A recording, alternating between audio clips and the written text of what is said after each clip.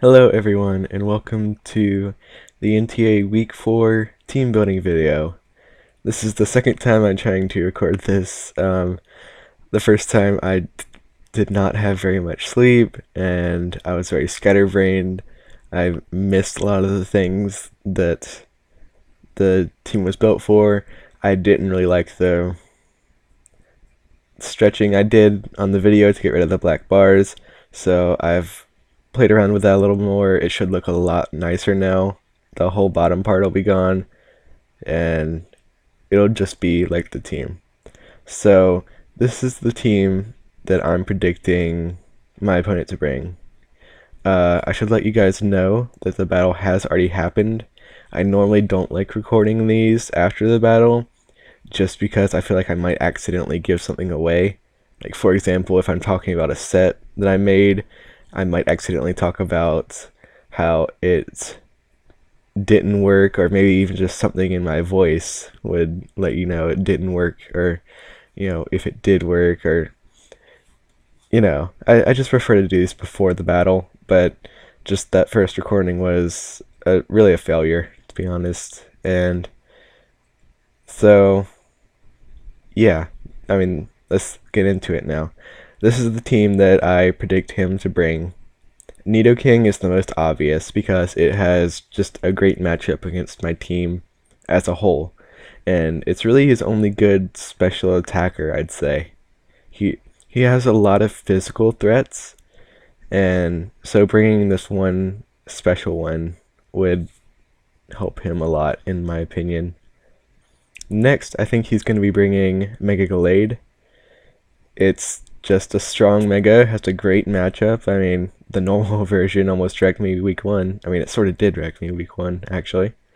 But it wasn't just that, it was the whole team. But the normal Gallade was a big part of that.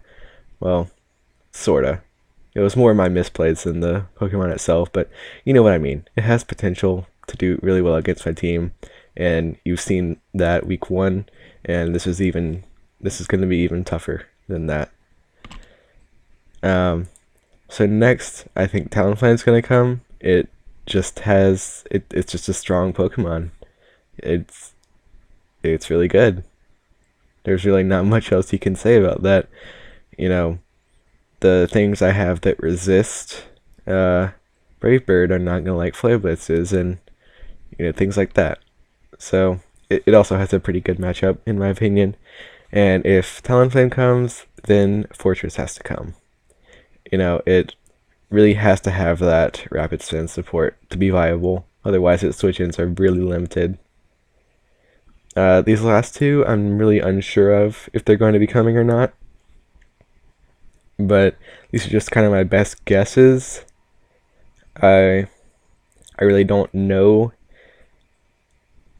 the team that well, and so things like Azumarill could be coming, but the thing is, he hasn't brought Azumarill the entire first 3 weeks, so I don't know what his deal is with that, because I think Azumarill is a very strong Pokemon, and I don't really see a fault in matchup or anything like that. So that's kind of why I don't have Azumarill on this list, but if it does come, I wouldn't be surprised. But yeah, these two are just my best guesses. So now let's get into my team.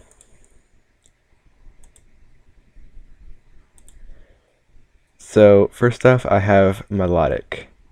So I should set the standard, basically, that this week is going to be all about simplicity. Just not overcomplicating things. My opponent has not really played that well in the first 3 weeks, and I feel like I have a pretty good team matchup overall. So, not that counter teaming isn't necessary. There is going to be a little bit of counter teaming in it, but I feel like I don't need to overthink anything in this battle. I think if I bring, really standard things, that it should work out as long as I can play well. and I plan to. I plan to play well. So, um, yeah. I mean, you can see that this is a pretty standard melodic, at least in this kind of format, I'd say. Mirror coat isn't really something that's super standard in normal play, but in the GBA format, mirror coat is something that's really common. But yeah, leftovers, you can't really see it, but its ability is Marvel Scale. I don't really think either of them are going to be coming in use very much this week, either ability, but I think Marvel Scale has the most chance to come in use. Scald, Recover, Mirror Coat, Toxic, standard moveset. Toxic is just to wear down things. He has Floor Gist if he wants to bring that, and it's just good to have toxic damage on a team that's fairly bulky. The EVs are 228 in HP. I'm going to be listing these out because I'm not sure how well you'll be able to see them in the low resolution that I have to record my videos in because of my amazing computer. So yeah, 228 in HP, 252 plus in defense, 4 in special attack, 4 in special defense, and 20 in speed. So the reason I have the EVs like this, the 4 in special attack and special defense, are just to not waste EVs, because, like, for example, if I were to try to put an extra 8 into speed, it would only give me 1 speed boost, changing it from 104 to 105. If I do this with 4 in special attack and 4 in special defense, I get 1 boost in each stat. So I'm gaining 2 points for the same amount of EVs just by spreading them this way. My HP number is odd. I know that helps somehow. I think it's rocks damage, but yeah.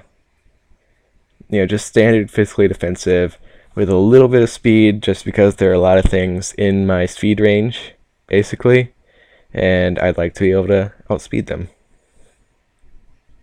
So now onto the Wheezing. Wheezing's just standard Black Sludge, Sludge Bomb, Will-O-Wisp, Pain Split, Toxic Spikes. This one is also physically defensive. I have 2 physically defensive mons this week just because most of his threats are physical. I mean, he has Mega Gallade, he has Talonflame, he has Mamoswine, he has Azumarill. Like I said, his only real special threat is Nidoking, which I feel like I can deal with in the right scenarios. It really depends on the item it wants to bring as well. But overall, I feel like the rest of my mons can deal with it. So Toxic Spikes is the only thing I'm a little bit unsure of, just because he has 2 steel types. One of them is Rapid Spinner. He has 1 poison type in Nidoking. But the thing is, he has a very bulky team. He has Blissey, he has Florges, and things like that aren't going to enjoy Toxic Spikes. So I feel like it's the best option. Looking through Weezing's moveset, I don't really see much else that I'd prefer on here. So yeah, I mean, Toxic Spike is what I'm going to bring, and it should work out. I don't think any of the rest needs to be explained. Physical threats, Will-O-Wisp, Pain Split for recovery, Sludge Bomb for stab, and possible poison. So this week I'm bringing a standard Sash Mix Ape. I forgot the nicknames this week. I can't believe that. I feel like such an idiot. Not really an idiot, but just... I can't believe I forgot them. Well, like I said, the battle has already happened, so I went into that battle without nicknames. That's sad. Okay. Well, I'm not going to change them now, since the battle's already over. So, but yeah, standard Sash, lead, Infernape, with Stealth Rocks for Talonflame.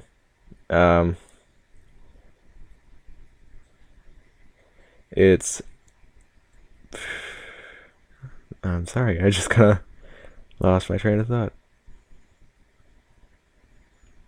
See, this is what was happening all the time last video. I just kept losing my train of thought and kept forgetting what I was going to say.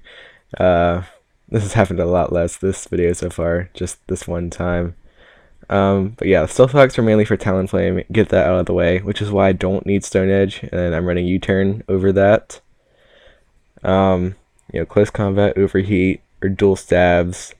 Overheat's good because it only lowers your special attack, and it's the only special attack, so I can still use close combat or U-turn after that without any repercussions. So, yeah, pretty standard. I don't really think it needs to be explained that much. Well, the speed. The speed is to outspeed anything on his team that's not a Scarfer or anything that's not Mega Gallade, Scarfed, or Talonflame. Those are the three things that it can't outspeed. Everything else it does fine with. Also, I forgot to list the EVs. That's something new that I'm doing. Let me check though. Yeah, you guys should be able to see it just fine, I think. But I'll list them out anyways, just in case. Weezing's is very standard. 252, 252 in HP and special or normal defense, excuse me, and then 4 in special defense and bold nature. Infernape's is 252 in attack, 96 in special attack, and that's just the leftovers of what I didn't need in speed, which is 160 Jolly. So next we have the only kind of non-standard thing on here. It's overall still very standard, but you can see that the flamethrower is not very standard for a set like this. So Mega Altaria, Dragon Dance, Return, Earthquake, all that makes sense.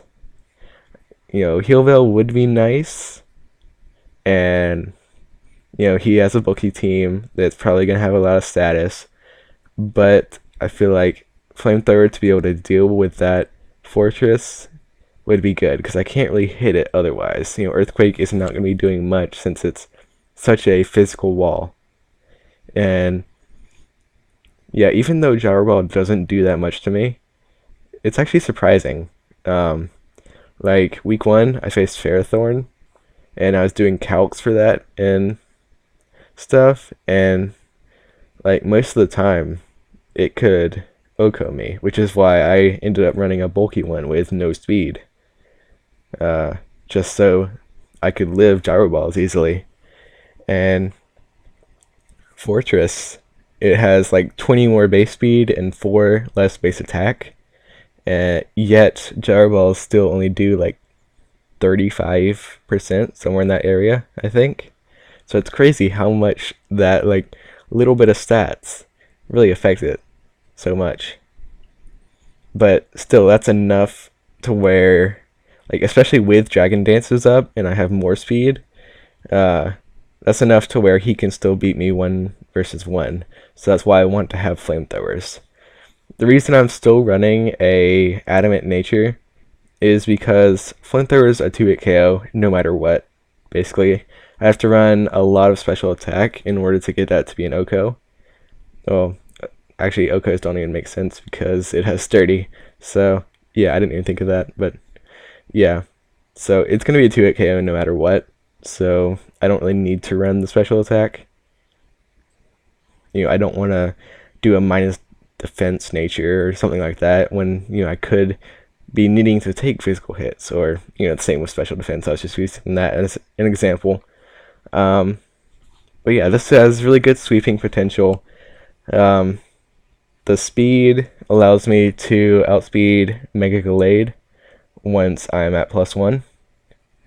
And that also, and Mega Gallade is the fastest thing on his team, besides Talonflame and a possible Scarfer. So yeah, once I get that 1 Dragon Dance up, I can do really well as long as I play around any possible Scarfers. So next is my win condition, Choice Scarf Jirachi. With Iron Head, Zen Headbutt, U-turn, and trick. This is my main way of dealing with the Nidoking. Obviously I can't switch in, but the thing is, I think he's going to be scarfed because Nidoking has a fairly slow base speed, and I have a very fast team. Infernape and Gengar would be able to deal some damage to it if it wasn't scarfed. So that's why I feel like he's gonna want to be scarfed to outspeed things like that. And so Jirachi has a higher base speed than him, and so with the Scarf Jirachi, it's going to be outspeed a Scarf Nidoking and kill it with Zen Headbutt, when he's probably going to predict that he's going to be able to outspeed and kill with an Earth Power. So that's kind of the scenario that's going on in my head when I made this set. Is that he's going to be Scarfed, he's going to think he can kill me, and then I'm going to outspeed and kill him. That's the scenario. But it also just works well against his team as a whole. So the 224 plus speed, 224 Jolly speed, is basically allows me to outspeed everything on his team. He has very slow mons. Nothing is above base 100 besides Mega Gallade and Talonflame. And Mega Gallade can't run a Choice Scarf, and Talonflame isn't going to want to. That wouldn't make any sense to run a Choice Scarf Talonflame. So basically, I am the fastest thing on the field, no matter what. And that's with this exact EV spread with 224. So that gives me a little bit extra to put into HP and things like that. I have 28 in HP, 4 in special defense, and then 252 in attack. So Zen Headbutt to deal with the Nidoking, Iron Head just standard stab flinch move. U-turn to get switch initiative, and trick if I want to play any shenanigans on Blissey or Florges, Fortress, Klefki, any of those guys. So, and Gengar is pretty similar. It also has Trick. It's running a Choice Spec set. I feel like Trick has a lot of viability considering the bulkiness of his team. So Choice Specs, Sludge Bomb, Shadow Ball, Focus Blast, very standard, as most of these are. Super standard EV spread as well. Most of my EV spreads have some sort of speed creep or things like that. But Gengar actually does not. It's just 252, 252. And the reason for that is because it has the exact same base speed as Mega Gallade, meaning that I want to at least speed tie it. This is not how I want to deal with Mega Gallade. I prefer to be able to switch in Milotic or outspeed with Jirachi once it's weakened, or get a dragon in itself with Altaria and kill it. Those are the ways I'd prefer to deal with it. But if it comes down to it, I want to be able to at least speed tie with Mega Gallade with Gengar and kill it with a Shadow Ball if I get that 50-50. So that's why I have to run max speed here. Gengar isn't really going to use HP or special defense or defense anyways. It's a pretty frail mon, so I'm fine with not speed creeping this week. Just going super standard on Gengar. I think a Life Orb would be a little more standard than Choice Specs, but the movesets, the EVs are all very standard. So that's the team. I don't really have much of an outro planned. So just look forward to the battle coming up. Let's see, this should be uploaded Saturday, so tomorrow, as you're watching this, is when it will be uploaded. Look forward to that. Thank you all for watching. Goodbye.